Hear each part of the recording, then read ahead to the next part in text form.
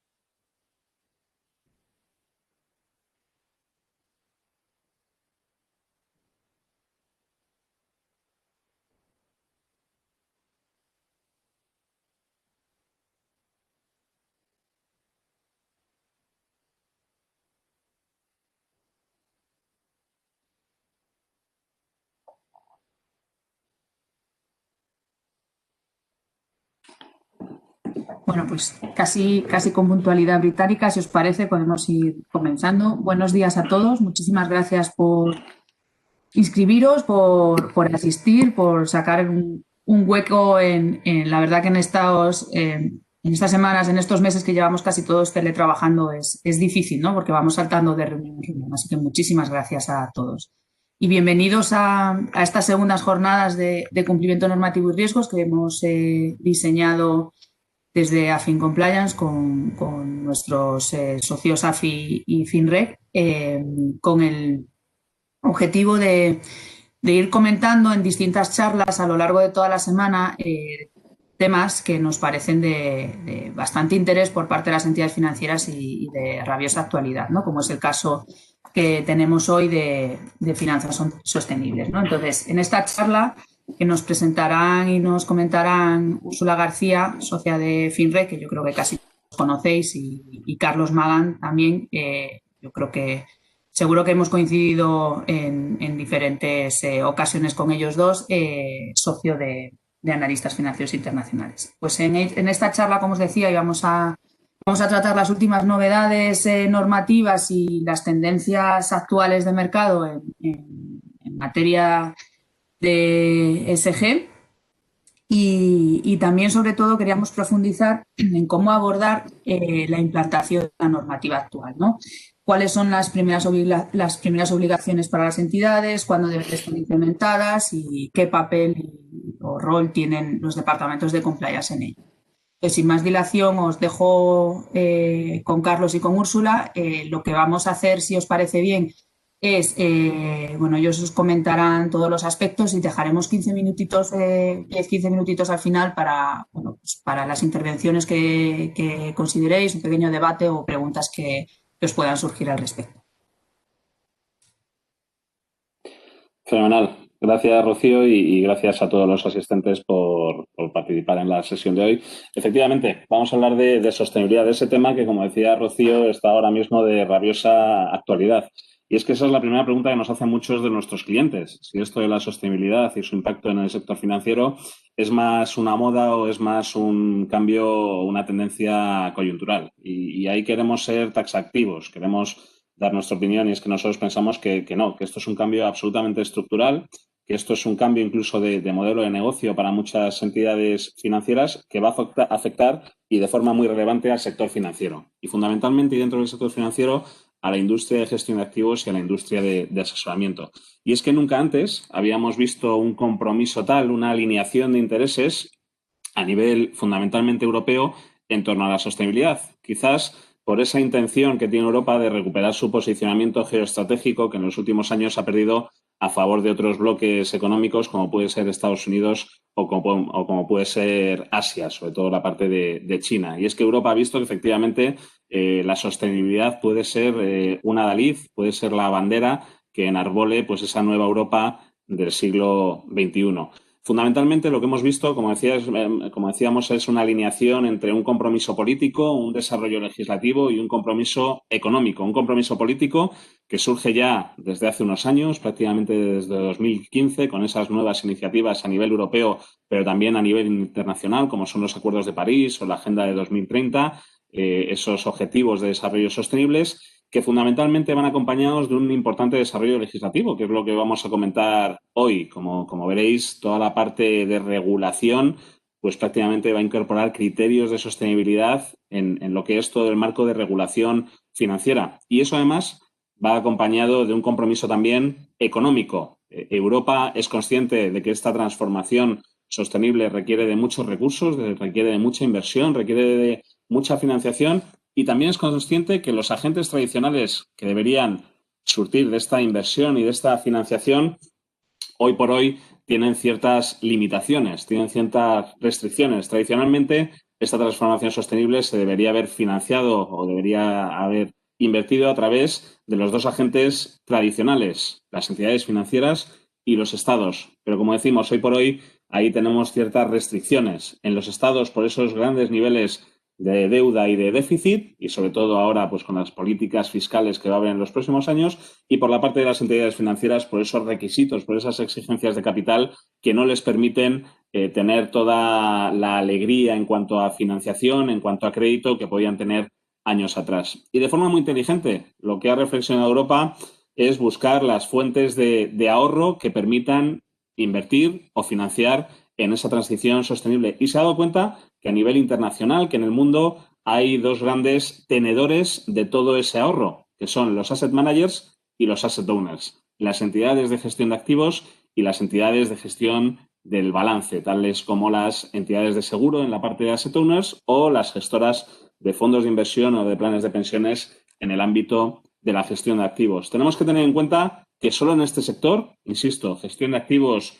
y compañías de seguros, está más del 300% del ahorro del PIB a nivel internacional, con lo cual tenemos una gran balsa de ahorro que Europa ha identificado y que puede dedicar hacia esa transformación sostenible. Pero claro, alguien se preguntará, oye, ¿cómo vamos a obligar a estas entidades, que no nos olvidemos, son entidades privadas, a destinar ese ahorro hacia la financiación de la sostenibilidad, hacia esa transición sostenible?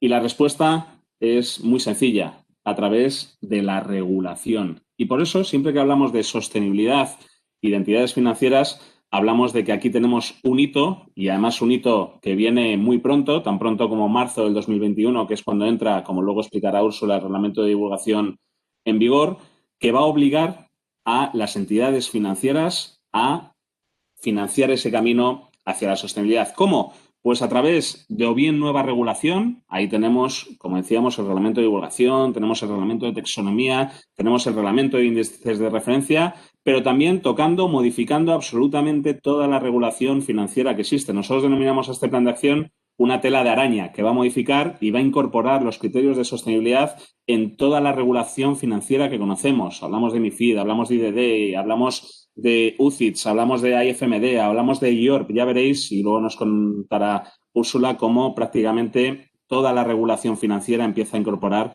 estos criterios. Y esa incorporación viene además por un ámbito que a vosotros no os es en absoluto ajeno, que es toda la parte de riesgos y cumplimiento normativo. Aquí vemos algo muy distinto. Cuando hablamos de sostenibilidad y de inversiones, de gestión de activos, nos damos cuenta de que aquí el papel de las unidades de cumplimiento normativo y de control de riesgos tiene una importancia muy, muy relevante. Y es que son los encargados, van a ser los encargados de convencer muchas veces al management o incluso a las áreas de inversiones de que esta transformación sostenible, de que este camino hacia la incorporación de criterios ASG o de criterios sostenibles se tiene que dar. Y se tiene que dar fundamentalmente porque aquí de lo que estamos hablando es de riesgos. Y es que prácticamente toda la normativa que nos viene en los próximos meses y prácticamente todas las convicciones que tenemos en la idoneidad de incorporar la sostenibilidad en el ámbito de la gestión de activos viene desde la parte de riesgos. Es famoso ese discurso que dio Mark Carney, ex gobernador del Banco Central de Inglaterra, hace ya unos años, en 2015, y que fundamentalmente fue lo que impulsó toda la normativa y muchos de los compromisos que se adquirieron en ese año, 2015, que fue un año muy relevante para el empujón definitivo a lo que es la sostenibilidad y, sobre todo, su aplicación al sector financiero, cuando nos empezó a hablar de los riesgos de sostenibilidad, esos riesgos que denominábamos físicos, de responsabilidad o de transición. Es la primera vez que en el sector financiero se habla de materialidad de los riesgos de sostenibilidad. Esta palabra, que lo único que quiere decir es que hay determinados riesgos extrafinancieros, riesgos de sostenibilidad, que nos hemos dado cuenta que afectan al ámbito financiero. Es decir, que hasta ahora, cuando yo analizaba una de mis inversiones, lo único que tenía en cuenta, o fundamentalmente lo que tenía en cuenta, eran criterios financieros. El EBITDA de la compañía, su apalancamiento, los ratios de PER, price to book, rentabilidad por dividendo, pero se me escapaba del análisis muchas consideraciones que afectaban al ámbito de la sostenibilidad y que finalmente podían tener una materialidad, podían tener un impacto en mis inversiones. Que si esa inversión el día de mañana tiene un problema desde un punto de vista ASG, ambiental, social o de gobernanza, eso puede repercutir en la valoración de mi inversión y, por lo tanto, puede repercutir en el riesgo que estoy asumiendo con cada una de mis inversiones. Y por eso decimos que aquí uno de los elementos fundamentales van a ser esas áreas de control de riesgos, de cumplimiento normativo, que, punto uno, tienen que cumplir sí o sí con la normativa, insisto, una normativa que aterriza en menos de 4 o 5 meses, y tienen que además convencer a sus áreas de inversiones, al management de la compañía, de que el tener en cuenta estos riesgos, tener en cuenta factores de sostenibilidad, es algo positivo desde un punto de vista de riesgo-rentabilidad. Y eso ya es un hecho. Aquí tenemos en la parte de arriba cómo el World Economic Forum ya destaca que de los 5 riesgos que mayor impacto van a tener a nivel mundial en 2020, prácticamente 4 de ellos tienen algún vínculo con la sostenibilidad, ya sean medioambientales o ya sean sociales. La foto ha cambiado mucho en los últimos años, prácticamente desde 2007, que no aparecía absolutamente ningún riesgo de sostenibilidad, hasta 2020, que prácticamente todos los riesgos están vinculados a la sostenibilidad, insisto, a la parte medioambiental o a la parte social. Y ahí, en el mundo de la gestión de activos, en el mundo del asesoramiento, en el mundo de las compañías de seguros, ya se está poniendo en evidencia, ya están empezando a gestionar estos riesgos. Ahí vemos cómo muchas actuaciones de los inversores, de grandes inversores, el Fondo de Noruega, los grandes gestores, fondos internacionales que invierten en el IBEX 35, la mayor gestora a nivel internacional como es BlackRock, ya están pidiendo explicaciones, ya están analizando, ya están gestionando los riesgos de sostenibilidad de sus inversiones, tanto desde un punto de vista medioambiental, verificando que las inversiones que están realizando, que las empresas en las que están invirtiendo sí que gestionan, sí que conocen primero y luego gestionan esos riesgos, ya sea desde un punto de vista social, que tiene mucho que ver con el riesgo reputacional. Ahí tenemos pues un caso que todos conocemos, o con riesgos sociales como por ejemplo es la diversidad o la protección de datos. Cada vez los inversores van a ser más exigentes y obviamente no nos podemos quedar fuera de esta tendencia, ni nosotros ni las propias empresas. Ese es el fin de todo, el fin de ese plan de acción, el fin de ese compromiso por parte de Europa, es que nosotros, esos gestores que agrupan el 300% del PIB a nivel mundial, obliguemos a las empresas a empezar a dar pasos en cuanto a la gestión de los riesgos de la sostenibilidad. Y así es como nos marca o cómo inicia la normativa. Ahora Úrsula nos hablará ampliamente de ese reglamento de divulgación, marzo del 2021, que por primera vez obliga a los gestores, obliga a los departamentos de riesgos y de cumplimiento normativo a integrar esos factores de sostenibilidad. Aquí, por el momento, todavía no estamos hablando o creemos que la tendencia no va a ser ir hacia producto sostenible, sino que estamos hablando de incorporación de riesgos. Hablábamos antes de que esto de la sostenibilidad es una tendencia absolutamente estructural, pero tenemos que ser también realistas. Seguramente ni todo es tan verde, ni todo tiene que ser tan verde como es ahora, ¿no? Esto es la ley del péndulo. Ahora todos somos sostenibles, pero en algún momento esto se tendrá que racionalizar. Pero toda la parte de gestión de riesgos ha venido para quedarse. Y eso es integración ESG, eso es el marco del reglamento de divulgación, como luego veremos. Pero también hablaremos de productos sostenibles. Obviamente, y luego también nos comentará Úrsula, no solo tenemos el impacto de marzo del 2021, sino que a finales de este año, principios del que viene, tendremos también un impacto que para nosotros será fundamental y afectará mucho a la comercialización, que es toda la parte de producto sostenible vinculado con el test de unidad. Pues ahí también tendremos que trabajar, no solo en la identificación y gestión de esos riesgos de sostenibilidad, sino también en cumplir con esos requisitos de productos sostenibles que luego nos señalará Úrsula. Y es que esto paga. Y esto es una de las cosas que ya también podemos afirmar de forma absolutamente tajante o taxativa. También en nuestras primeras conversaciones con clientes hace ya unos años, una de las preguntas era, oye, ¿pero realmente esto aporta algo al binomio rentabilidad-riesgo? ¿Esto aporta algo a la gestión de mis inversiones? Bueno, pues hoy ya podemos decir que sí. Algo que hace unos años no podíamos decir. No teníamos track record suficiente, no teníamos estrategias ISR o ASG suficientemente desarrolladas, pero hoy sí lo tenemos. Nosotros desde hace tiempo venimos trabajando en muchas comparativas, lo más objetivas posibles, que en este ámbito también es complicado, para ver si realmente esa gestión de riesgos ASG, esa gestión de riesgos extrafinancieros, paga o no paga, es decir, si optimiza o no nuestro binomio rentabilidad-riesgo, que al final es de lo que se trata. Cuando hablamos de inversión socialmente responsable, no hablamos de hacer el bien o la paz en el mundo, ¿no? Que ojalá todos podamos contribuir. Hablamos también de rentabilidad. Hablamos fundamentalmente de rentabilidad también para nuestros inversores y de gestión de riesgos, fundamentalmente de gestión de riesgos de cola. Y eso es lo que queremos demostrar en esta tabla. Insisto, desde hace tiempo ya llevamos haciendo análisis de cómo se comportan los índices que tienen algún criterio en cuenta relacionado con los factores ASG. Ahí tenemos unos índices de referencia que son los MSCI, en este caso de cada una de las geografías a nivel mundial, Estados Unidos, Europa y países emergentes, y distintas estrategias vinculadas con el ámbito ASG, casi todas ellas estrategias best in class, es decir, que dentro del análisis ESG coge aquellas empresas que mejor performance. Y lo que hacíamos es compararlo, por ejemplo, en una crisis como el COVID, frente a la performance, frente a la evolución de su índice tradicional, del índice de referencia que hemos venido utilizando toda la vida. Y fijaros cómo en todos los casos, por ejemplo, y este es un solo ejemplo, tenemos muchos cálculos en este sentido, como el drawdown que sufrieron los índices en esta crisis del COVID, que básicamente fue desde mediados de febrero hasta finales de marzo, en todos los casos la rentabilidad de los índices que tienen algún componente ASG, que hacen alguna estrategia, algún tipo de estrategia vinculada con la inversión socialmente responsable, en todos los casos el performance de esas estrategias fue mejor, es decir, las caídas fueron menores que las del índice de referencia.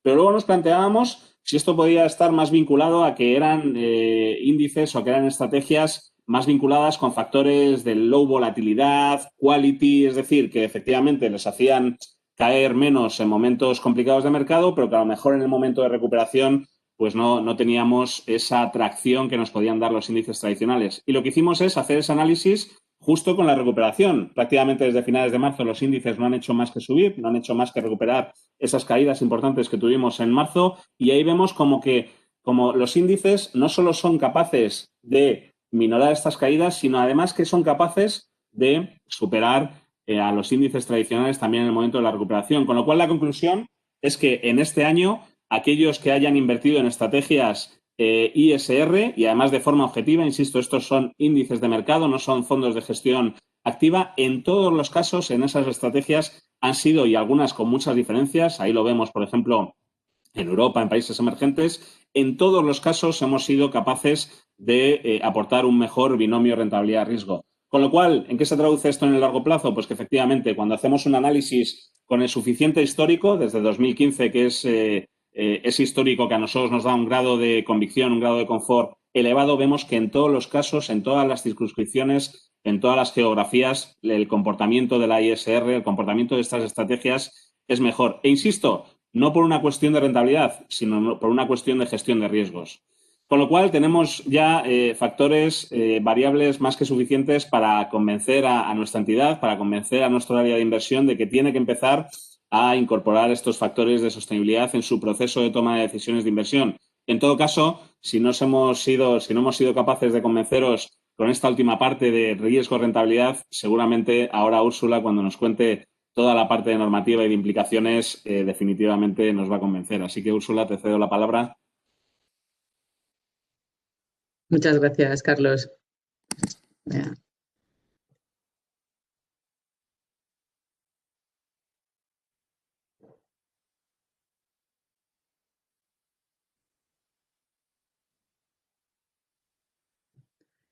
Perfecto, ya se ve la pantalla, ¿verdad? Pues bueno, como comentaba Carlos, yo voy a centrarme en todo lo que tiene que ver con el impacto normativo. Como él comentaba, el análisis, la incorporación del riesgo ESG como un riesgo más que las entidades deben tener en cuenta, pues es algo que ya se estaba, ¿no? Que ya estaban haciendo las entidades en gran medida, ¿no? en la práctica, y que es algo que ya se estaba viendo como una tendencia de mercado. Pero como muy bien decía, la realidad es que la normativa pues viene con mucha fuerza, con una intención muy clara de conseguir que efectivamente las entidades lleven a cabo esta incorporación, ¿no? de los riesgos ESG dentro de su mapa de riesgos a la hora de la selección de inversiones, y también con un foco muy claro hacia la inversión sostenible, hacia conseguir que verdaderamente se financie esa transición hacia una economía sostenible que comentaba Carlos, con las necesidades de capital que eso supone, ¿no? Y esto se hace a través de una serie de iniciativas, ¿no? Por un lado tenemos, bueno, como comentaba Carlos, ¿no? Todo esto surge del Plan de Acción de la Comisión Europea de 2018, que tiene 10 acciones, de las cuales se lanzan, digamos, determinados textos normativos, ¿no? Determinadas iniciativas legislativas. Al final, el objetivo último de este plan de acción es pues, esa reorientación de flujos de capital hacia las inversiones sostenibles, el conseguir que se integre la sostenibilidad en la gestión de riesgos. Veremos que algunas normas van más enfocadas hacia el lanzamiento de productos sostenibles y otras hacia lo que tiene que ver con la mera integración de los riesgos. Y luego todo lo que tiene que ver con fomentar la transparencia y el largoplacismo, porque al final el hecho de que se invierta con una vocación a largo plazo, pues hace que tenga mucha más relevancia, ¿no? la toma en consideración de los riesgos medioambientales, sociales y de gobernanza, los riesgos ESG. Pues bueno, aquí tenéis las 10 acciones que, como veis, va desde la primera, que es la que se traduce luego en taxonomía, de establecer una clasificación de actividades sostenibles, etiquetas, fomento de inversión en proyectos sostenibles. Bueno, las tenéis aquí las 10, tampoco voy a detenerme en todas, pero sí quedaros con la idea de que este plan de acción, que es de marzo de 2018, está ahora mismo en revisión. Surgió, vamos a sacar un documento de consulta en mayo, en plena pandemia, en el que la Comisión no solo no quiere relajar ninguno de estos objetivos, sino que al revés, lo que creen es que la normativa de sostenibilidad de este plan de acción de finanzas sostenibles debe ser una de las herramientas que nos ayude a salir de la crisis provocada por el COVID, con lo cual lo que vemos en todas las iniciativas es para reforzar y profundizar en aquellos aspectos que no estaban suficientemente detallados en el plan anterior, con lo cual, bueno, pues está claro que la voluntad es clara de la Unión Europea de ser un referente, ¿no? Tenéis las diferentes principales propuestas legislativas que existen en materia de finanzas sostenibles y la iniciativa del plan de acción a la que se corresponden. Una de las principales, o las que creemos que sobre todo a corto plazo va a tener un mayor impacto para las entidades, y la que hablaremos ahora en un poquito más de detalle, es el reglamento de divulgación. Es un reglamento que ya está aprobado, que se aprobó en 2019 y que entra en vigor. Hay diferentes fechas en función de las obligaciones, pero con carácter general entra en vigor el 10 de marzo de 2021.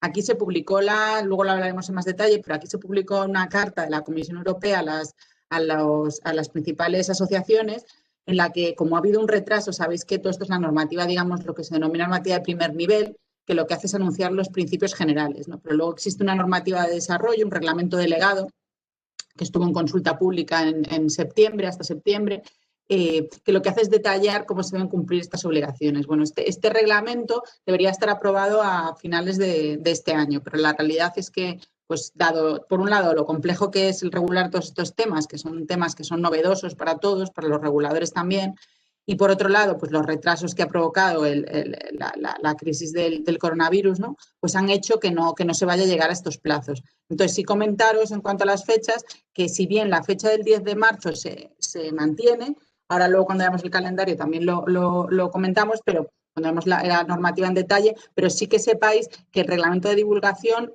está retrasado en cierta medida. Es decir, la obligación de contar con una política de integración sí que entra en vigor en marzo, pero el resto no entran con el detalle y con las plantillas que se establecen en el reglamento delegado, sino que solo entran, digamos, en vigor los principios generales a falta de la existencia de la normativa de detalle. De todas maneras, luego lo vemos, cuando veamos las obligaciones concretas, lo vemos en un poquito más de detalle.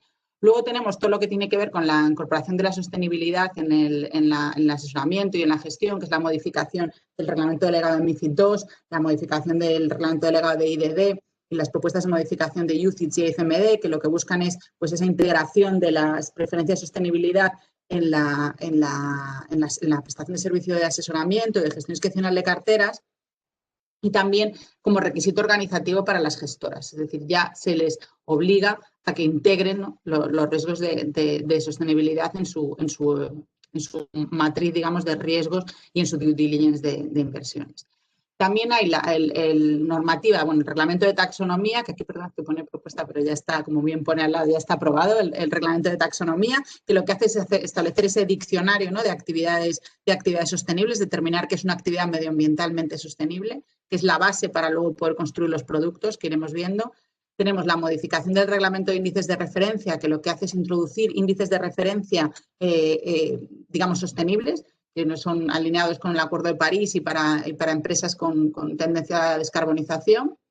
También hay una propuesta de modificación del reglamento de agencias de calificación crediticia. Eso también es relevante porque lo que se hace es que se obligará a las agencias de rating a que introduzcan o que valoren dentro de la valoración de crediticia de una entidad, pues también valoren sus riesgos ESG.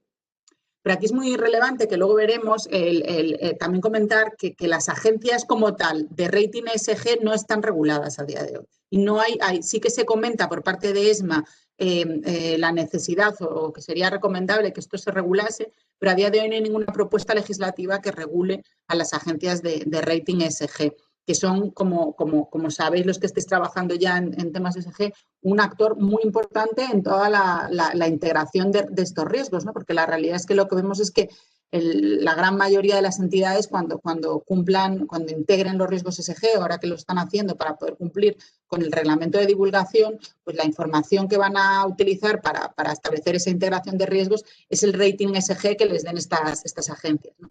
Y bueno, pues es una pregunta recurrente el hecho de, oye, ¿y esto no está regulado por ningún lado? Y la verdad es que a día de hoy no lo está. Que no es probable que a futuro lo esté, pero vamos, la realidad es que a día de hoy no lo está y además pues hay bastante poca correlación entre el rating que hace una empresa y otra, ¿no? Que quizás ese es uno de los problemas que se están encontrando las entidades a día de hoy en la integración, ¿no?, de estos riesgos ESG. Luego, bueno, tenemos la ley de información no financiera, que al final también es clave porque para poder ser capaces de valorar si una empresa es o no sostenible, pues es clave, ¿no?, la información no financiera que esa empresa dé al mercado para que uno pueda evaluar si entendemos que la empresa pues cumple con esos criterios de sostenibilidad o no. Y luego tendríamos el tema de implicación a largo plazo de accionistas con el proyecto de ley de transposición de la directiva de implicación que exige pues eso, que las entidades cuenten con una política de ejercicio de derechos de voto y de diálogo activo con las compañías. Esto es una foto un poco alto nivel, digamos, de todo lo que es las principales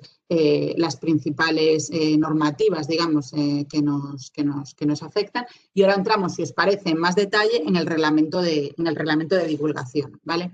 El reglamento de divulgación, como os decía, es una de las normativas clave, primero por su relevancia, por todo lo que requiere hacer las entidades, y por otro por el hecho de que ya es una normativa que está aprobada, que está en vigor y que requiere pues de acciones inmediatas por el poco plazo, ¿no?, que para cumplir con ellas. Como os decía, esta normativa consta del reglamento que ya está aprobado y un reglamento delegado que además, pues la verdad es que ha sorprendido a todos por el detalle que tiene y lo ambicioso que es en la cantidad de información que las gestoras van a tener que proporcionar a sus inversores sobre el perfil de sostenibilidad de sus carteras, ¿no?, y que va a requerir realmente una gran labor de trabajo por parte de las gestoras para poder cumplir con ella, ¿no? Entonces, ¿cuál es el marco, digamos, del reglamento de divulgación? ¿A quién aplica? Bueno, pues el reglamento de divulgación habla de participantes en los mercados financieros, ¿no?, de cara a hacer su ámbito de aplicación. ¿Y qué son los participantes en los mercados financieros? Pues básicamente son entidades que presten servicios de asesoramiento y gestión de carteras, sea por el servicio MiFID o sea por el servicio de gestión de vehículos, ¿no? Entonces, aplica a entidades de crédito y cuando ponemos ESI son empresas de servicios de inversión, es decir, agencias y sociedades de valores, sociedades gestoras de carteras y demás. ¿vale? Pues todas estas entidades que presten asesoramiento o gestión discrecional de carteras estarían dentro del ámbito de la norma. Y también las gestoras, tanto UCITS como IFMD, y las aseguradoras que ofrezcan IPIPs, es decir, productos de seguros con componente de inversión, ¿vale? Y luego también afecta a gestores de fondos y planes de pensiones. Es decir, básicamente, esta normativa es normativa que afecta a gestores fiduciarios, es decir, a entidades que gestionen o asesoren capital de terceros. No está pensando en la integración de riesgos ESG en tu propio balance, es decir, todo lo que es el aspecto de capital propietario de las entidades y cómo lo invierten con criterios sostenibles o no, no es el ámbito de aplicación de esta norma. Esta norma está pensando en que tú divulgues al mercado cómo estás integrando los riesgos ESG cuando estás gestionando el dinero de terceros, ¿vale? Esto es importante porque a veces pues no queda claro, ¿no? Entonces, esa idea primera que os quedéis, que es entidades que gestionan y asesoran capital de terceros, ¿vale? Y luego, hay determinadas en cuanto a criterio de proporcionalidad, que sabéis que en general en toda normativa europea se suele incluir un criterio de proporcionalidad. Aquí el criterio de proporcionalidad viene por el número de empleados, es el criterio que han decidido seguir. Entonces, hay determinadas obligaciones que solo resultan de aplicación a aquellas entidades que tienen más de 500 empleados. Vale, y es importante comentar porque bueno, pues como en general en España, ¿no? Que muchas gestoras son parte de grupos bancarios y a lo mejor la gestora en sí no tiene esos 500 accionistas, pero sí los tiene el banco, ¿no? O sí que los tiene el grupo. Aquí a nivel de grupo lo que te dice es que te afecta si eres la sociedad matriz de un grupo que tenga en base consolidada más de 500 empleados. Vale, entonces, si no eres la matriz no te afectaría. Pero también es cierto que en un esquema, por ejemplo, en el que sea el banco quien firma los contratos de gestión de carteras con los clientes, aunque luego delegue la gestión en la gestora, pues al final el banco, como entidad que presta el servicio de gestión de carteras, sí tendría que cumplir con estas obligaciones adicionales que para aquellas entidades que tienen más de 500 accionistas. Por eso es importante tenerlo en cuenta, porque la obligación, ahora veremos cuáles son, pero las obligaciones adicionales a entidades con más de 500, pues sí que requieren de bastantes desarrollos, ¿no? Luego tenemos, tenemos obligaciones específicas para aquellas entidades que quieran hacer productos sostenibles. Esto lo destacamos porque, como veis, es solo obligaciones adicionales, pero no es necesario, es decir, no quedaros con la idea que es importante de que el reglamento de divulgación te aplica sí o sí, es decir, aunque tú no quieras tener absolutamente nada que ver con productos sostenibles y no quieras tener ningún posicionamiento a nivel de sostenibilidad, vas a tener igualmente que hacer cosas con el reglamento de divulgación. Esto es importante porque bueno, pues no es una norma, digamos, en la que te puedas escapar diciendo, bueno, pues yo no hago nada de momento y ya veré luego cómo me quiero posicionar, porque sí o sí te va a aplicar igualmente, ¿vale? Adicionalmente, obviamente, los productos sostenibles pues tienen obligaciones adicionales, ¿vale? ¿Y cuáles son estas obligaciones? Bueno, pues empezamos con las obligaciones que tendríais a nivel entidad, ¿no? A nivel entidad, la primera obligación, que además es la que sí o sí va a entrar en vigor en 10 de marzo, porque no es una obligación que esté sujeta a desarrollo posterior, es decir, el reglamento delegado no establece absolutamente nada sobre la política de integración, es precisamente eso, tener que contar con una política de integración que tiene que estar publicada en la página web. ¿Vale? Y aquí lo que tienes que explicar es cómo estás integrando los riesgos de sostenibilidad en el proceso de toma de decisiones de inversión o de asesoramiento.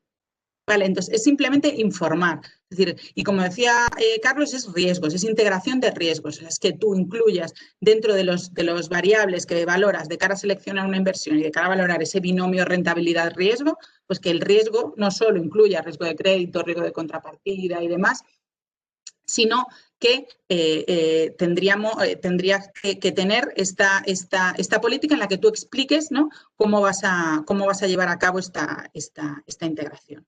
¿Vale? Esta política, la norma no te explica prácticamente nada, es decir, la norma no te va a decir cómo tiene que ser, ¿vale? La norma no te va a detallar con mucho detalle el contenido que tiene que tener, con lo cual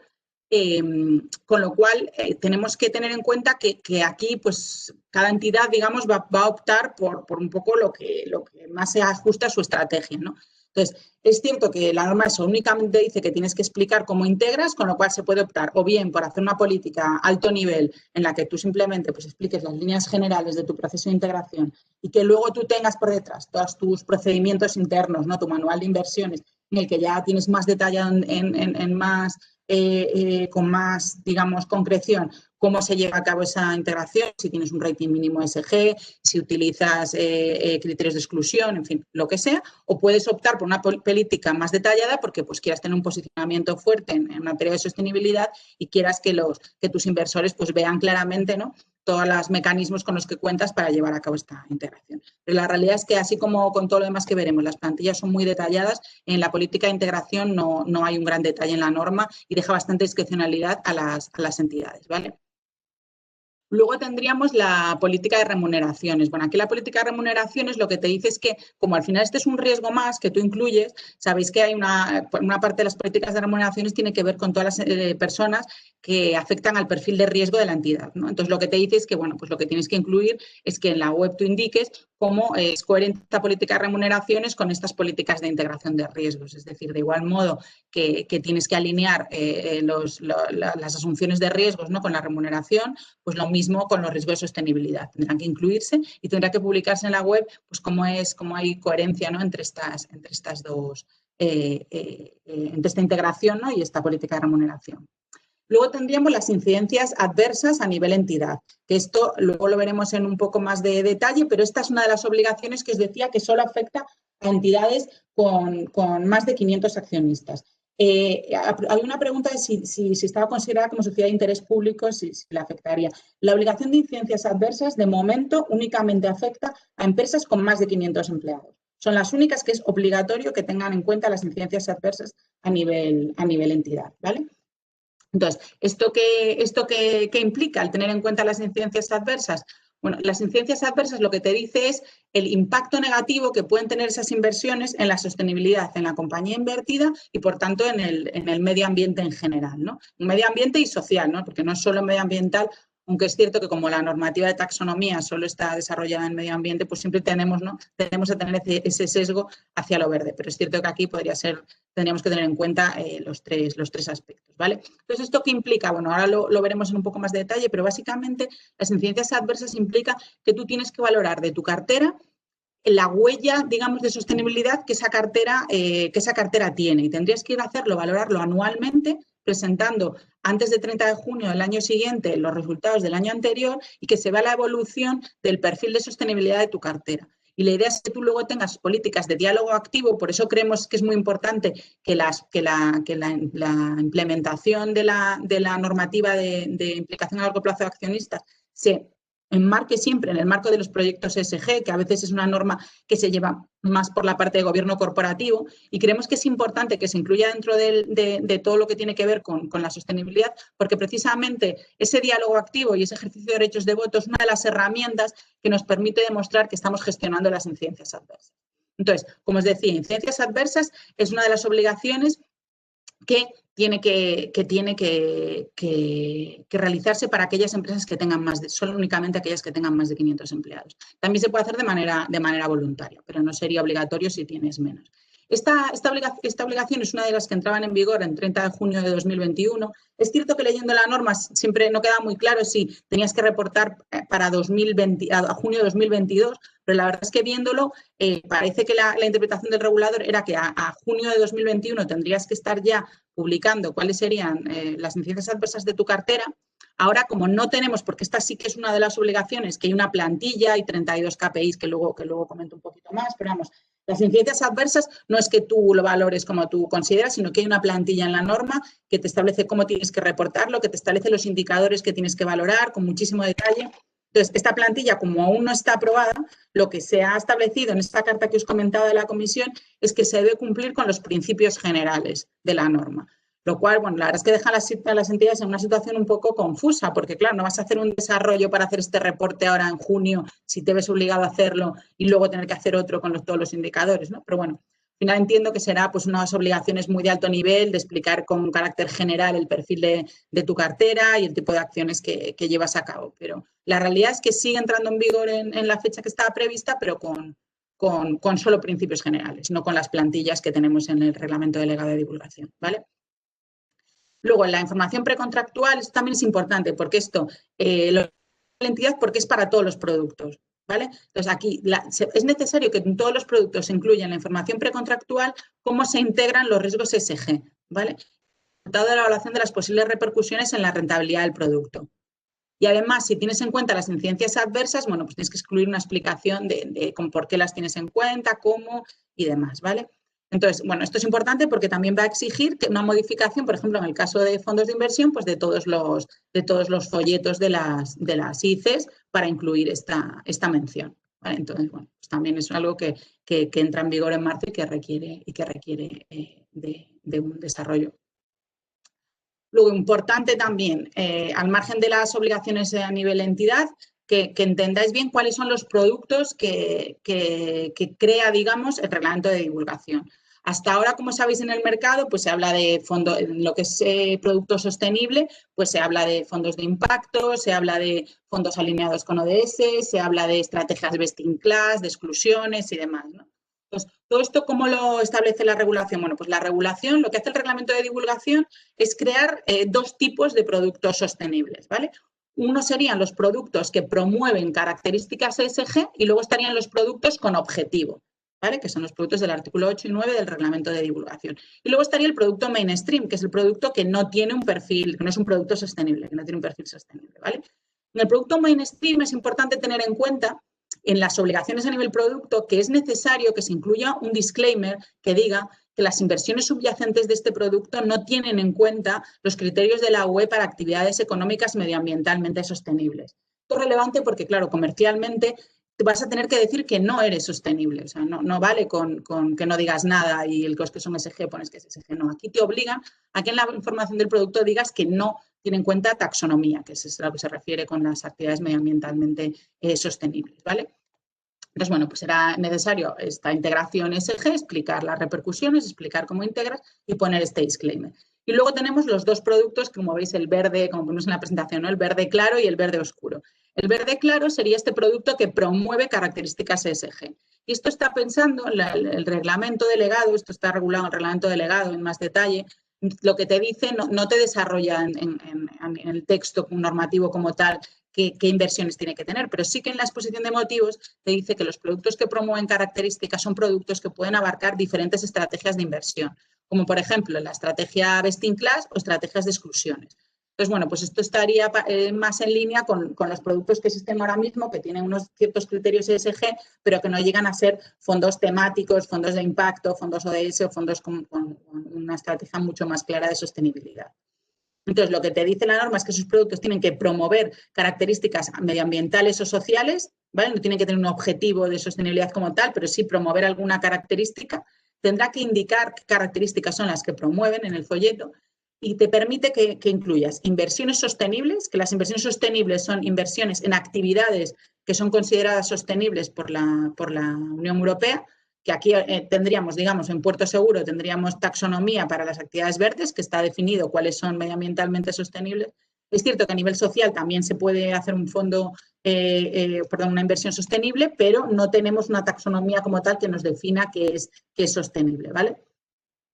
Y luego podríamos incluir, además de las inversiones estas sostenibles, es decir, inversiones en actividades sostenibles, también podemos incluir inversiones que, sin ser sostenibles, contribuyan a lograr las características ESG del producto. Y aquí sería, pues eso, con estrategias de best in class, con estrategias de exclusiones, pues podrías invertir en esos activos que no tienen por qué ser como tales empresas sostenibles, ¿vale?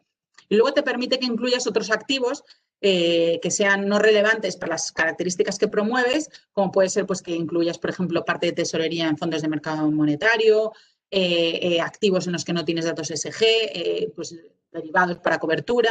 Una parte de la cartera te permite que la gestiones para cubrir, ¿no? Digamos, el resto de los activos. Es verdad que aquí no te dice qué porcentajes puedes tener, o sea, no sabes qué porcentaje puedes incluir de activos no relevantes para la cartera. Lo único que tenemos es el ejemplo que dan ellos, que da ESMA en los borradores de reglamento delegado, en el que es un 95% en inversiones sostenibles con características y un 5% de otros activos. Pero bueno, como esto al final es algo que se tendrá que ver en el caso de España, ¿no? Con la CNMV, cuando se apruebe un folleto, pues habrá que ver hasta dónde nos dejan llegar, ¿no? en activos que no sean relevantes para las características ESG. ¿Vale? Y este sería el producto que promueve características. En cuanto a la información que se tiene que dar de estos productos, es importante tener en cuenta que todo lo que es la parte sostenible, o sea, sabéis que, como os decía, en los productos que promueven una parte puede ser inversiones sostenibles, pero no tiene que ser toda, y en los con objetivo todo tiene que ser inversiones sostenibles, ¿vale? Pues esas inversiones sostenibles tienes que valorar siempre que no causen un daño significativo a otros objetivos. Esto es uno de los principios básicos de taxonomía, que lo que dicen es, oye, tú me parece muy bien que este producto o que esta inversión sea sostenible, pero lo que tienes que ver es que el hecho de que sea sostenible para uno de los objetivos, digamos, que se han fijado, como yo que sé, pues la reducción del cambio climático, pues no sea perjudicial para otro objetivo como es pues las reservas hídricas, ¿no? Por ejemplo, que sea algo que no contamina efectos de cambio climático, pero sí que reduce, sí que aumenta pues el consumo de agua. Me pongo un ejemplo por decir algo, ¿no? Entonces, tú tendrás que valorar, teniendo en cuenta esas incidencias adversas de las que hablaba, tú tienes que valorar que las inversiones que son sostenibles no perjudican otro objetivo de sostenibilidad, ¿vale? Y luego, si tiene un índice de referencia, pues tienes que indicar cómo es coherente con estas características. Y luego tenemos los productos con objetivo ESG. Estas son las que tienen un objetivo sostenible concreto. Es decir, estaríamos hablando, por ejemplo, de productos temáticos, por ejemplo, alineados con un ODS. Son fondo de inversión temático, pues de impacto, tendrían normalmente un objetivo sostenible. Un fondo alineado con un ODS, pues también podría ser uno de estos. Y aquí, básicamente, tendrías que tener únicamente inversiones sostenibles en la cartera, es decir, inversiones en actividades que se consideran bajo las definiciones de la normativa como medioambientalmente o socialmente sostenibles. Y te permite que tengas también una parte, como veíamos antes en los productos que promueven características, que sea como de gestión de tu cobertura o de instrumentos de mercado monetario y demás, pero aquí sí que te exige que incluyas unas mínimas salvaguardas ESG para incluir estos productos, de lo que se trata de un fondo con objetivo y un fondo de los que, como os decía, pues son más ambiciosos, ¿no?, en su sostenibilidad, pues eso exige que tengan esas salvaguardas mínimas. Y también tienes que valorar este principio de no causar daño significativo para todas las inversiones sostenibles. Entonces, bueno, quedaos con estos conceptos porque la verdad es que son bastante relevantes una vez que entre en vigor la normativa, porque esto va a implicar que todos los fondos van a tener que establecer o van a tener que clasificarse como fondos ordinarios, que tienen que tener ese disclaimer de que no tienen en cuenta taxonomía, o fondos que promueven características o fondos con objetivo, ¿vale? Entonces, bueno, pues aquí, por ejemplo, los fondos que existen a día de hoy, que son fondos que se publicitan, ¿no?, como fondos que siguen criterios ESG, pues tendrán que valorar y que analizar que efectivamente pueden entrar en productos que promueven características medioambientales y sociales o productos con objetivo. Y aquí mencionar que aunque ponemos siempre la G, en realidad la G tú no podrías lanzar un producto de gobernanza, sino que lo que te dice la norma es que pueden ser productos que promuevan características medioambientales o sociales, y la gobernanza, en cualquier caso, siempre tiene que estar ahí, siempre tienen que ser empresas que tengan una buena gobernanza, ¿vale? Entonces, bueno, pues esto es relevante porque bueno, es una definición de productos que no es la que se utiliza a día de hoy en el mercado, pero es la que se va a tener que utilizar con esta normativa. En cuanto a volviendo un segundo a las incidencias adversas que hablábamos antes. Bueno, esto, como os decía, esto a nivel entidad solo aquellas de más de 500. Si eres de un grupo pero no eres matriz, como os decía, no lo tienes que cumplir, aunque hay que ver quién presta el servicio, porque ya os digo que en muchos casos no es la gestora con quien se firma, por ejemplo, los contratos de gestión de cartera, sino que es con el banco y te puede afectar por ahí, ¿vale? Entonces, ¿qué implica tener que detallar estas incidencias adversas? Bueno, pues hay una plantilla en la que es la que tendrás que publicar en la web, una plantilla que está ahora mismo en borrador, que no está aprobada, que es este reglamento que os decía, que lo que te obligas a incluir, pues, cuáles son tus principales incidencias adversas, un resumen de las políticas que tienes para identificarlas, cuáles son las medidas que utilizas para mitigarlas, las políticas que os decía de implicación para gestionar esas incidencias adversas, y luego, bueno, pues si te has adherido a algunas normas internacionales o sigues algún criterio, y luego, pues, una comparación histórica. Y si decides no tenerlas en cuenta, pues tienes que publicar en la web una justificación de las razones de por qué. Y aquí es importante que si tú valoras PIAs a nivel entidad, implica que a nivel producto también lo tienes que hacer. Estas incidencias adversas se pueden valorar sea, se tienen que valorar a nivel entidad y luego tú puedes valorarlas a nivel producto. Si tienes que hacer obligatoriamente a nivel entidad las incidencias adversas, pues a nivel producto también, porque al final no deja de ser la suma de todos los productos que tienes en cartera. ¿Y qué son estas incidencias adversas o qué son estos indicadores de los que hablaba? Bueno, pues son unos indicadores cualitativos y cuantitativos que están en una tabla 1 de la propuesta de reglamento delegado, son 32 indicadores, ¿vale? Obligatorios, que están pues desde emisiones de efecto invernadero de la cartera, consumo de energía, biodiversidad, cuestiones sociales, derechos humanos, medidas anticorrupción, son muy, muy amplios. Y luego hay 18 KPIs adicionales, que son las tablas 2 y 3 del reglamento, que de esos hay 11 medioambientales y 7 sociales, y habría que reportar uno de cada uno, ¿vale? O sea que en total tendrías que reportar 34 de un total de 50 indicadores. Esto tiene que estar en una sección específica de la web, que sea de principales incidencias adversas en materia de sostenibilidad, y tiene que publicarse anualmente y mostrar pues, los progresos que ha realizado de un año para otro, ¿vale? Esto es uno de los documentos que está siendo más debatido en el seno de la comisión y por parte de las asociaciones y de las entidades, porque, bueno, incluso las propias agencias de rating de sostenibilidad lo que dicen es que estos indicadores pues no siempre siguen la práctica de mercado, ¿no? Y que hay algunos de ellos que es información de la que ahora mismo no disponen, ¿no? Y que no tienen. Entonces, pues es de prever, no que la filosofía se modifique, porque no creo, porque al final hay una voluntad clara de evitar pues ese greenwashing, ¿no? Y de que la información que se dé pues sea muy detallada, pero sí que es posible pues que se reduzcan de alguna manera o se ajusten más a cuáles son las prácticas de mercado. Pero bueno, sí que veáis que al final se van a tener que reportar indicadores muy específicos, ¿no? Que van desde cuáles las emisiones de las empresas que tienes en cartera, hasta si cuentan o no con una política de deforestación o si respetan políticas de derechos humanos, con lo cual pues, requiere un grado de información de las inversiones subyacentes que pues, por ahí os hablaba de la importancia de los proveedores de datos porque no creemos que sea realista que una gestora pues vaya o una entidad de crédito vaya a obtener directamente esa información de los emisores, ¿no? Es posible, pero bueno, es una labor que no parece que tenga mucho sentido. Entonces, bueno, pues como veis, estos indicadores son los que ahora mismo aún no están aprobados, pero bueno, ya tenemos una idea de por dónde va la regulación, ¿vale? Y luego, bueno, simplemente que tengáis aquí cuáles son las informaciones que vas a tener que incluir en los productos sostenibles, que es pues explicar qué porcentaje es sostenible y cuál no de las inversiones. Bueno, hay unos formatos de información de cómo se va a tener que reportar la información pre- y postcontractual de los productos que promueven características y los que tienen objetivo, ¿vale? Estas plantillas son también de las que aún no están en vigor, con lo cual pues habrá que ver cómo quedan definitivamente. Y toda esta información tendrá que estar también en la página web, ¿vale? Esto en lo que respecta a divulgación, que como veis, pues obligaciones inminentes el contar con una política de integración y empezar a plantearse esa reflexión, ¿no? De si tus productos son productos con características o productos con objetivo, además de todo lo que veíamos de incidencias adversas y demás. Entonces, esto de los productos con características y con objetivo me hila con la propuesta de modificación de MiFID II, ¿no? Que también es muy relevante y que voy a comentar brevemente los aspectos más relevantes.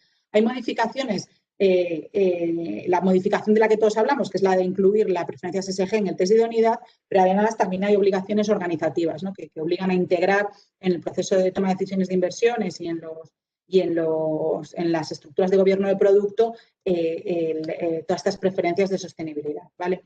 Pero entrando en el aspecto principal, el de las preferencias ESG, bueno, pues lo que te obliga a la modificación de MiFID II es que tú le preguntes a tu cliente si tiene preferencias ESG, ¿vale? Tú le tendrás que preguntar si tiene preferencias medioambientales, sociales o una combinación de Y lo que te dice el reglamento es, en la modificación, lo que te establece es que si el cliente te dice que sí tiene preferencias ESG, los productos que tú le podrías incluir en su cartera o que le podrías recomendar serían productos con objetivo, que son los que veíamos que son los que tienen como objetivo inversiones sostenibles, y los productos que promueven características siempre que cumplan con uno de estos dos requisitos que tenéis en pantalla, que es, o por un lado, que persigan inversiones sostenibles, es decir, que incluyan inversiones sostenibles dentro de sus activos subyacentes, que veíamos antes que era una posibilidad, pero no era obligatorio, o que si no, consideren los principales efectos adversos de factores de sostenibilidad a partir del 30 de diciembre de 2022.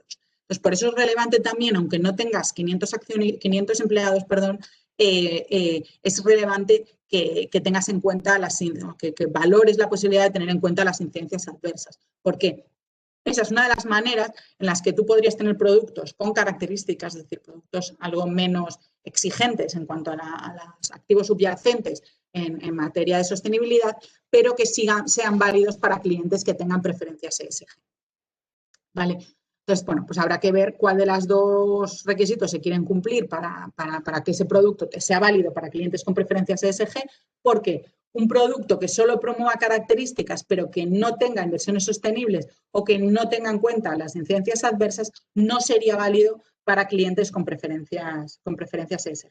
Aquí la norma lo que te dice en la exposición de motivos de modificación, que tampoco está aún aprobada, pero bueno, la que tenemos a día de hoy, lo que te dice es que digamos que las preferencias de sostenibilidad no es el criterio principal que hay que tener en cuenta, pero sí que es algo que digamos que primero tendrías que ver que el activo se ajusta al cliente por horizonte temporal, por perfil de riesgo y demás, y luego ya valorar que sea sostenible si así lo quiere el cliente, ¿vale? Entonces, bueno, pues esto es relevante. No sabe, el porcentaje de sostenibles que tienes que tener para que sea válido para producto con características no es algo que esté detallado ni parece que vaya a estar en la norma, pero bueno, sí que habrá luego criterio supervisor. Y la otra opción, como os decía, es considerar las incidencias adversas con esos indicadores que os comentaba anteriormente. Entonces, bueno, pues esto es muy relevante porque al final con esa tela de araña que comentaba Carlos, ¿no? de la normativa ESG, pues al final tú con divulgación vas a tener que integrar, vas a tener que explicar qué productos son sostenibles, cuáles no, cómo tienes en cuenta estos riesgos, pero con MiFID vas a tener que directamente preguntarle al cliente si quiere que sus productos sean sostenibles. Y esto creemos que va a provocar un movimiento claro hacia una muy mayor demanda de productos sostenibles, porque al final, pues una pregunta directa de si quieres que tu producto sea sostenible o no, pues es muy probable, ¿no?, que haya una respuesta más elevada de clientes que sí quieran, ¿no?, que sus productos sean sostenibles. Y por eso es importante cuando se lleva a cabo la implementación del reglamento de divulgación y cuando se empieza a ver cómo integrar, pues que esa integración de los riesgos ESG y esa adaptación a estas nuevas obligaciones, pues tenga en cuenta ese horizonte temporal en el que aunque a lo mejor a día de hoy pues yo no quiero lanzar un producto sostenible, pues que ya tenga en cuenta y construya bases para que a futuro, cuando se lleve a cabo la implementación de la modificación de MiFID, pues pueda reaccionar, ¿no?, si realmente la demanda de oferta de producto sostenible pues va a ser mucho mayor como prevemos la mayoría que va a ser, ¿no? Que obviamente pues habrá que ver, ¿no?, lo que dicen los clientes y habrá que ver cómo se puede hacer esa pregunta. Pero parece, por lo que estamos en la norma a día de hoy, que va a ser bastante concisa y bastante dirigida, digamos, a una pregunta muy de sí o no en preferencias, ¿no? Luego, bueno, también hay que, lo que os decía, integrar en requisitos organizativos. Importante también en Target Market, todo lo que se ha hecho de gobierno de producto, que se introdujo con MiFID II, pues es importante tener en cuenta que la definición de público objetivo que se ha hecho con MiFID II va a haber que incluir las preferencias ESG y el perfil de sostenibilidad de los productos cuando defines el público objetivo de un producto, ¿vale? O sea, que va a obligar a tocar todo lo que tiene que ver con, además del test, con la definición del Target Market y la definición de los MTs y EPTs y demás. Y luego, bueno, en toda la documentación dirigida a clientes, pues también habrá que incluir todas las preferencias ESG. Luego, muy rápido, porque lo sepáis también que va a venir la modificación de UCITS y IFMD, que aquí la verdad es que como por el tiempo en el que va a entrar en vigor, que da 12 meses después de la aprobación, con lo cual estaríamos hablando de si se aprueba a principios del año que viene, pues 2022, probablemente ya las entidades estén ya bastante adaptadas, ¿no?, cuando entre esto en vigor. Por eso la vemos como menos relevante, no por su contenido, sino por el hecho de que pues ya el propio reglamento de divulgación, al obligarte a explicar cómo integras, pues ya hace que cumplas con muchos de estos requisitos. Y básicamente es pues eso, que la alta dirección sea responsable en cuanto a la integración de estos riesgos, que cuenten las gestoras con recursos y conocimientos suficientes para llevar a cabo esta integración, con lo cual, pues digamos que con divulgación tú podrías decir que decides no hacer nada porque no lo consideras relevante y simplemente tienes que divulgarlo y que la gente lo sepa. Ya con la modificación de UCITS, si optases por esa vía, pues ya no, eso no sería válido, porque aquí sí que ya te obligan a que tengas conocimientos para integrar los riesgos de sostenibilidad y que efectivamente lleves a cabo esa integración, ¿vale? Y que la incorpores en los procesos de due diligence de los riesgos de sostenibilidad, ¿vale? Y luego, simplemente, por comentar muy rápido, la implicación a largo plazo de accionistas, ¿vale? Que lo que te obliga es a contar con una política de implicación, que es lo que exige que tengas ejercicio de derechos de voto y política de diálogo activo. A día de hoy ya existen políticas, por ejemplo, en las gestoras de de voto, de acuerdo con la normativa sectorial, pero aquí, bueno, pues va un paso más allá, te exige además tener una política de diálogo activo, además de explicar anualmente cómo llevas a cabo esta política y cómo has ejercido los derechos de voto y las votaciones más importantes, y si has utilizado o no pues proxy advisors o asesores de voto. Además, si gestionas de manera delegada activos de aseguradoras o de planes de pensiones, pues tendrás que explicar en información, que esa es información a esa gestora de pensiones o a esa aseguradora, cómo estás contribuyendo pues, al rendimiento a medio y largo plazo de la cartera, a la composición, rotación, bueno, una serie de información sobre la cartera.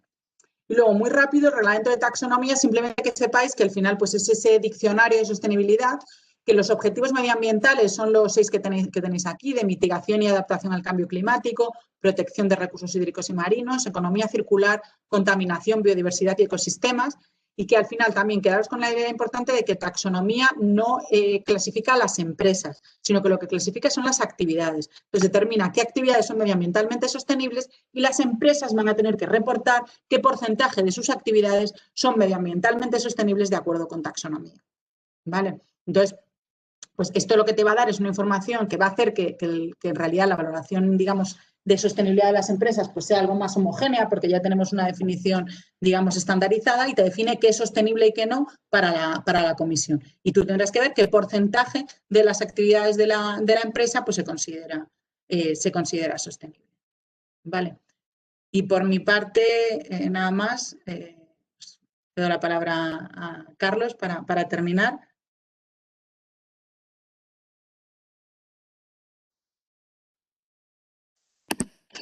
Fenomenal, Úrsula. Pues efectivamente, para terminar, no sé si estáis viendo la pantalla.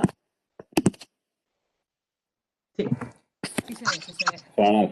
Pues esperamos que con esto que nos ha contado Úrsula ya todos estemos convencidos de la idoneidad y de la obligación de empezar a adoptar estos criterios de sostenibilidad y en adaptarnos en un primer momento a la normativa. Pero fijaros, aquí insistimos mucho y por la experiencia que estamos teniendo en todos los proyectos, ya llevamos unos cuantos proyectos con entidades de todo tamaño, gestoras de activos, fondos de inversión, planes de pensiones, compañías de seguros, hasta pequeñas entidades que lo que están avanzando les estamos ayudando en definir políticas de inversión, ¿no? Mutualidades, planes de pensiones.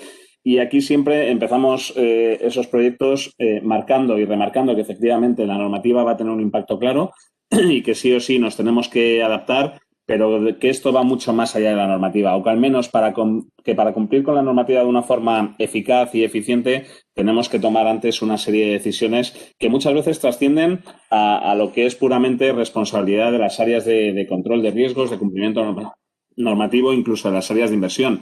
Siempre decimos que en un proyecto de sostenibilidad dentro de una entidad financiera hay que tener en cuenta los riesgos, hay que tener en cuenta las inversiones, obviamente hay que tener en cuenta la normativa, pero que hay que definir también un posicionamiento estratégico. Y es que esto es clave. Insisto, muchas veces parece sencillo cumplir con la normativa. Antes Úrsula comentaba que en el reglamento de divulgación la principal obligación es tener una política de inversión, de integración, y que además esa política de integración es una política de alto nivel. Pero es verdad que cuando trabajas con las entidades y cuando esa es su aproximación, es simplemente tener esa política de integración, luego surgen muchas dudas, luego surgen muchas decisiones que, insisto, no dependen de esas áreas de control de riesgos o de cumplimiento normativo.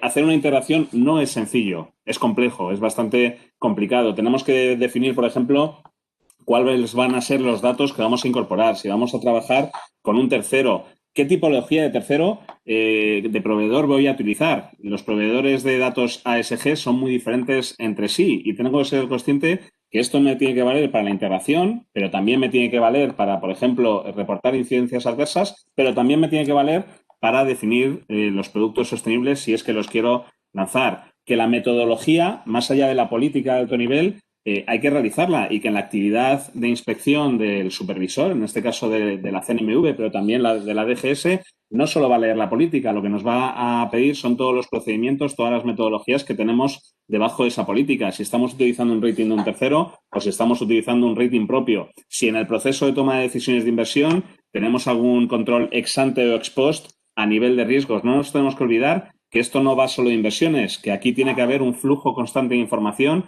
entre inversiones, riesgo y cumplimiento normativo, y que en función de toda esa definición luego tendré que hacer las políticas de integración, que una vez que tengo definido lo anterior es más sencillo, pero también políticas que a priori parecen sencillas y no lo son, como por ejemplo las políticas de exclusión. También tenemos mucha experiencia en entidades que lo que dicen es, oye, yo solo voy a hacer una política de exclusión muy sencilla, pero esto no es sencillo. Las políticas de exclusión tienen muchas repercusiones, ¿no? Riesgos reputacionales, si lo que voy a utilizar son criterios propios o criterios de terceros a través de normas, con lo cual, insisto, algo tan sencillo a priori como una política de exclusión, luego en la práctica no lo es. No hablemos de gama de productos. Antes lo decía Úrsula, hay muchos productos sostenibles. En este sector, lo bueno que tenemos, para algunas cosas y para otras no tan bueno, es que ha habido mucha autorregulación. En los últimos años, el sector, la industria de gestión de activos, ha avanzado muchísimo y hoy ya tenemos muchos productos sostenibles. El problema es si esos productos sostenibles hoy cumplirían con la nueva normativa de sostenibilidad, con esos productos con características o productos objetivos que definía Úrsula. Bueno, pues seguramente muchos de ellos, un porcentaje muy alto, hoy por hoy no cumplirían. Con lo cual, si una entidad hoy está pensando en lanzar productos sostenibles, lo primero que tiene que tener en cuenta es cuál va a ser la normativa para, dentro de ese alto nivel que todavía estamos, intentar definirlos así, que cumplan el día de mañana con la normativa. La gobernanza. Para nosotros la parte de gobernanza es fundamental. Como os decía, aquí tiene que haber un flujo de información, un flujo de control a nivel de áreas de inversiones, control de riesgos, cumplimiento del objetivo y el propio management de la compañía, con lo cual es fundamental que en todos estos proyectos haya una definición de cuál va a ser la gobernanza en el ámbito de la sostenibilidad o cuál va a ser el posicionamiento de la compañía a través de la adhesión a numerosas certificaciones que tenemos en el ámbito de la sostenibilidad, algunas más conocidas, como por ejemplo son los principios de responsabilidad de inversiones socialmente responsables, los UNPRI de Naciones Unidas, pero hay muchas otras certificaciones en las que también podemos señalizar. Y por último, toda la parte de reporting que también comentaba Úrsula, y no solo la parte normativa, sino que aquí vamos a ver que toda la parte de reporting comercial, el marketing es muy relevante, sobre todo cuando ya hablamos de productos sostenibles, pero también la parte de integración, y por eso tenemos que ser inteligentes para que cuando definamos nuestro proceso de integración con nuestros productos sostenibles, seamos capaces también de trasladar esa información al cliente final. Con lo cual, insistimos en este mensaje y vuelvo a repetir por la experiencia que ya tenemos en numerosos proyectos, en que abordar la sostenibilidad desde un punto de vista única y exclusivamente normativo es un error, porque vamos a necesitar mucha información, vamos a necesitar tomar muchas decisiones que trascienden de lo puramente normativo y aquí sí que las entidades van a tener que hacer un esfuerzo en abordar como mínimo pues cada uno de estos hitos que os hemos descrito en esta slide.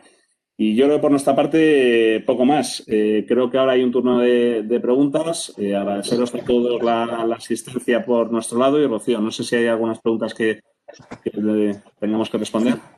Algunas nos han hecho, os voy diciendo, pero bueno, en primer lugar, muchas gracias por la exposición, porque yo creo que ha resultado muy interesante y muchísima información que asimilar, ¿no? Toda la parte. Sí, yo por mi parte deciros que, gracias por la atención, deciros que soy consciente de que es mucha normativa apretada ahí en 45 minutos, pero bueno, sí queríamos que os quedaseis con las ideas clave, ¿no? de las principales normas. Y esperamos haberlo conseguido. Algunas de las preguntas que había, Rocío, ya las he intentado ir contestando sobre la marcha. Pero bueno, si queréis las vamos repasando, porque bueno, las diferencias entre los artículos o los productos de artículo 8 y 9 ya lo hemos ido comentando, pero si necesitáis alguna aclaración adicional, por favor, decídnoslo en el chat y lo vemos. También lo de 500 empleados, preguntabais si había sociedades con menos de 500 empleados que fueran sociedades de interés público, pues también hemos comentado que está afectada, pero no tendría que hacer las incidencias adversas, ¿vale? Lo mismo si eres parte de un grupo y no eres la matriz. Y luego aquí hay algunas preguntas que esas sí que no había llegado a contestarlas, que era si estaba previsto que la CNMV modifique los folletos de los fondos de inversión. Bueno, aquí entiendo que tendrán que tocar el formato de cifrado, porque como se ha visto los que hayáis sufrido el tener que introducir folletos nuevos, ¿no? en el programa, bueno, pues está muy limitado los caracteres que se pueden incluir, el texto que se puede incluir y, bueno, pues tendrán que modificarlo para poder incluir toda esta información, porque directamente a día de hoy no cabe, ¿no? pero bueno, de momento aún no han dicho nada.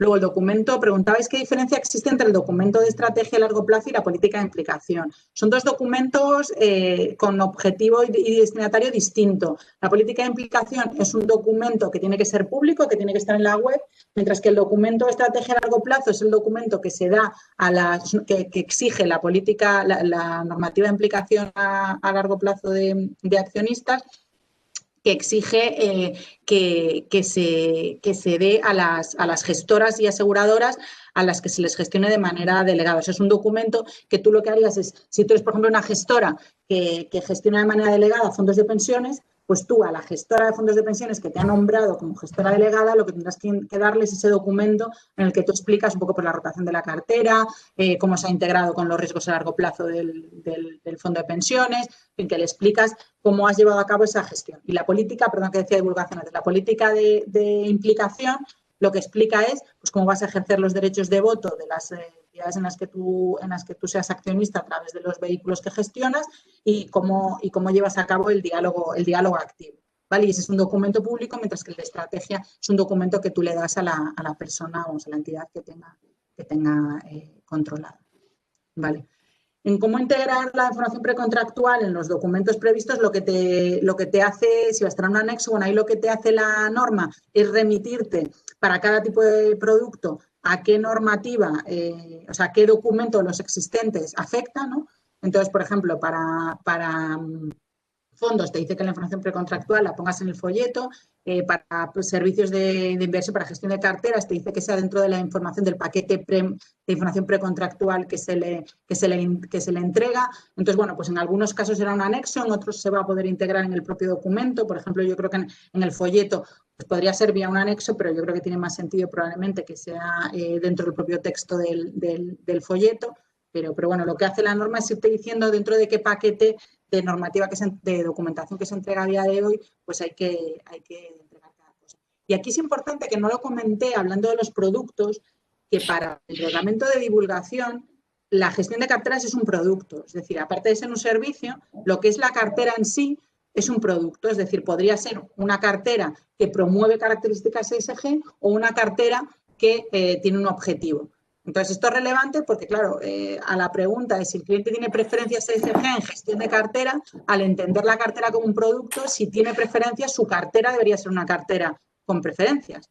¿Entendéis? No es que los fondos que le metas tengan preferencias, sino que la cartera en sí debería tener esa consideración. ¿Vale? Y luego preguntabais si las modificaciones que afectan a MiFID, ¿cuándo está previsto que entren en vigor? La norma prevé 12 meses desde a día de hoy, que se puede modificar, pero la norma a día de hoy prevé 12 meses desde su aprobación, con lo cual estaríamos hablando, si se aprueba a principios del año que viene, estaríamos hablando a principios de 2022.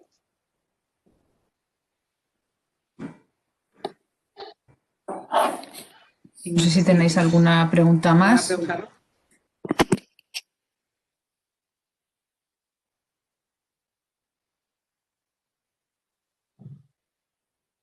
Bueno, en cualquier caso, yo creo que, como decía antes, es muchísima información, entonces cualquier duda que pudierais tener o cualquier consulta, pues nosotros encantados desde AFIN Compliance, desde FINREC, desde AFI, cualquiera de nosotros, pues si os surge posteriormente, pues nos escribís, nos comentáis y encantados de poder ayudaros. Así que pues muchísimas gracias a todos por quedaros. Sí, perdonad que nos hemos pasado un poquito de tiempo. Muchas gracias. Muchas gracias. Hasta luego. Hasta luego.